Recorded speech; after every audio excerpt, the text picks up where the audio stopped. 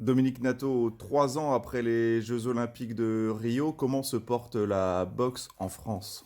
Écoutez, la boxe en France se porte pas trop mal. Et c'est vrai que nos athlètes à Rio ont été fantastiques tant à l'intérieur du ring qu'à l'extérieur, dans leur manière de communiquer, nous a amené un nouveau public, donc qui a moralisé un petit peu notre pratique, hein.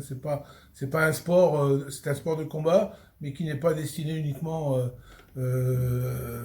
aux voyous, entre guillemets, hein, comme on en avait l'image précédemment.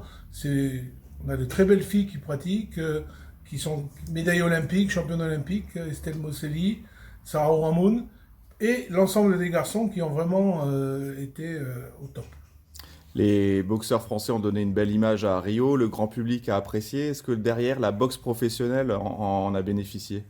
La boxe professionnelle en bénéficie, donc, puisque les meilleurs médaillés olympiques sont passés professionnels, mais bon, avec un décalage malgré tout.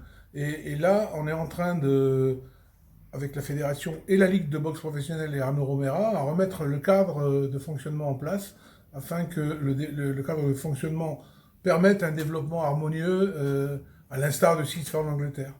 Il y a eu des problèmes au niveau international avec l'AIBA qui a connu de nombreux soubresauts, mais est-ce que la boxe, malgré tout, est entrée dans une nouvelle ère? Écoutez, la boxe est en train de se remettre en question. Monsieur Thomas Bach et le CIO ont mis une grosse claque derrière la tête en parlant vulgairement à cette fédération mondiale et en exigeant que ça s'assainisse, tant au niveau des résultats qu'au niveau de la gouvernance. Et je pense que donc là, les boxeurs seront à Tokyo l'année prochaine et les boxeuses. Derrière, et il y a des gros enjeux puisque je rappelle ce que tout le monde sait déjà, que les Jeux d'après, c'est Paris en 2024. Et ça serait dommageable et terrible pour tout le monde de la boxe, que les Jeux ne soient pas représentés à Paris.